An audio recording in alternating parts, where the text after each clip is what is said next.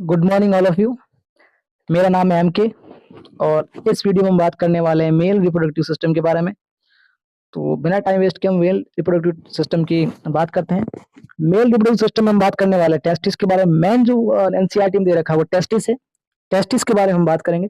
उसके बाद में ग्लैंड का नाम दे रखा है प्रोस्टेट ग्लैंड और सेमिनल वेसिकल्स, और उसके बाद में जो स्पर्म है उसकी थोड़ी सी डिटेल दे रखी है जो हम इस वीडियो में बात करने वाले हैं।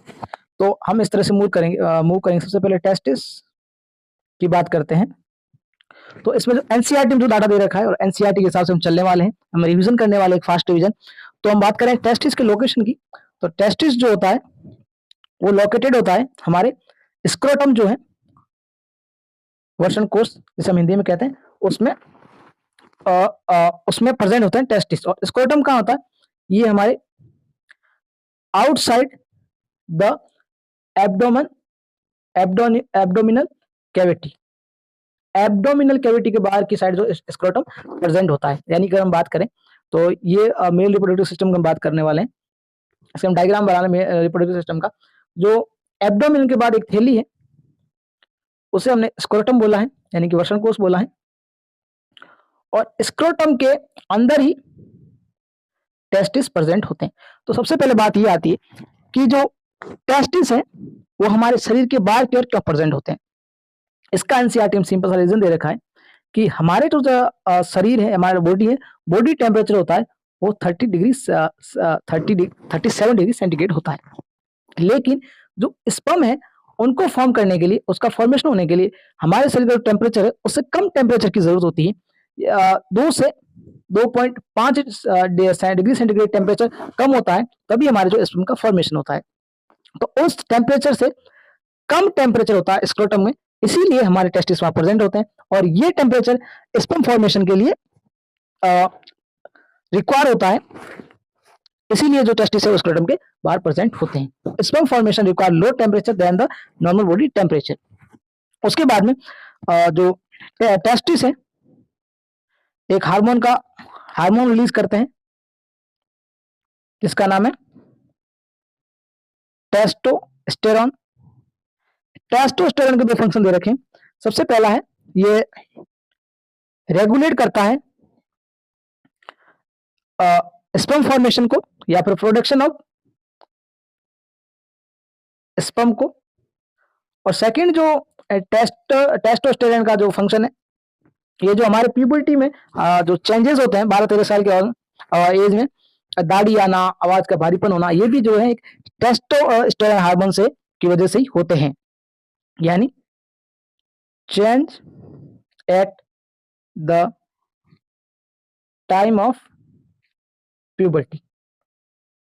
सबसे पहले हम टेस्टिस की लोकेशन के बारे में बात की। उसका जो टेम्परेचर हमारे शरीर में, जो शरीर के टेम्परेचर कम होता है, क्यों होता है? क्योंकि स्पर्म फॉर्मेशन के लिए जरूरी है। अगर उस टेम्परेचर हमारे स्पर्म फॉर्मेशन होते हैं बॉडी टेम्परेचर पर, तो हमारे स्पर्म जो फॉर्मेशन जो है उसका सही नहीं हो पाएगा। इसीलिए जो टेस्टिस स्क्रोटम पर प्रेजेंट होते हैं। टेस्टिस जो होता है एक हार्मोन रिलीज करता है जिसका नाम है टेस्टोस्टेरोन। ये जो इसके दो फंक्शन है, ये रेगुलेट करता है स्पर्म फॉर्मेशन को, और जो चेंज होते हैं प्यूबर्टी में उसके लिए भी ये उत्तरदायी होता है। उसके बाद में जो हमारे स्पर्म फॉर्म होने के बाद रिलीज कर दिए जाते हैं वासा डेफरेंस में। वासा डेफरेंस में हमारे स्पर्म रिलीज हो गए, इस तरह से होते हैं। ये हमारा टेस्टिस हो गए और ये हमारे हो गई वासा डेफरेंस। टेस्टिस का स्पर्म का फॉर्मेशन होने के बाद इसे वासा डेफरेंस रिलीज कर दिया। रिलीज करने के बाद एक ग्लैंड होती है प्रोस्टेट, और एक जो सेमिनल वेसिकल्स है, सेमिनल वेसिकल्स। इन दोनों के सिक्रीशन मिलने के बाद स्पर्म जो होता है एक फ्लूइड में कन्वर्ट हो जाता है।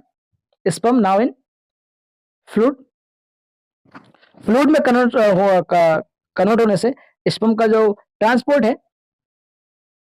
वो इजी हो जाता है, और जो ये फ्लूइड है ये स्पर्म को न्यूट्रिशन भी प्रोवाइड करता है।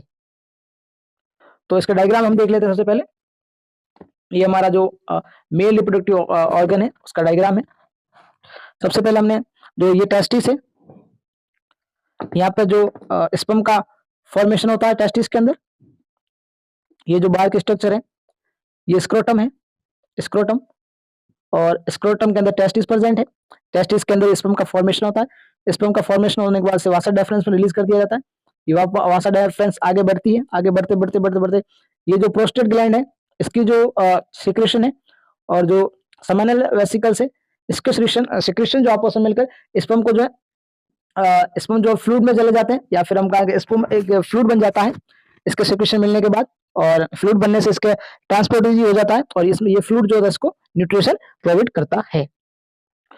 और जो मेल के अंदर जो स्पर्म का जो मार्ग होता है बाहर आने का और जो यूरिन का जो मार्ग होता है बाहर आने का, वो दोनों एक ही होते हैं। तो ये हमारे जो टेस्टिस की बात हो गई। उसके बाद छोटी सी बात हम स्पर्म के बारे में कर लेते हैं। यहाँ पे जो स्पर्म जो है, स्पर्म में दो पार्ट होते हैं, एक हेड होता है, वैसे तीन पार्ट में कर सकते हैं इसको, एक मिडल होता है और एक होता है टेल। हेड जो है इसमें जेनेटिक मटेरियल प्रेजेंट होता है, जेनेटिक मटेरियल, और मिडल में जो है माइटोकॉन्ड्रिया प्रेजेंट होते हैं जो स्पर्म को एनर्जी देते हैं।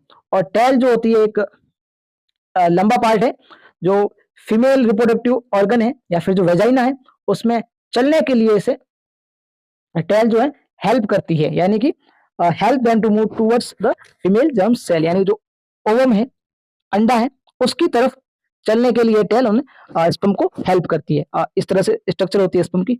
ये हेड होता है और ये मिडिल पार्ट होता है और ये होती है टेल।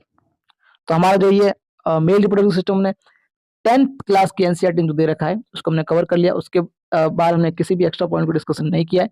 जो दे रखा है और जिस तरह की डिटेल बता रखी है उसको हमने पढ़ा। अगर आपको वीडियो पसंद आया तो जरूर लाइक करें, और अगर आप 10th के स्टूडेंट हैं और या फिर किसी कॉम्पिटिटिव एग्जाम के लिए 10th के साइंस पढ़ रहे हैं तो इस चैनल को जरूर सब्सक्राइब करें। मेरा नाम है MK द विनर। मिलते हैं नेक्स्ट वीडियो में। Thank you.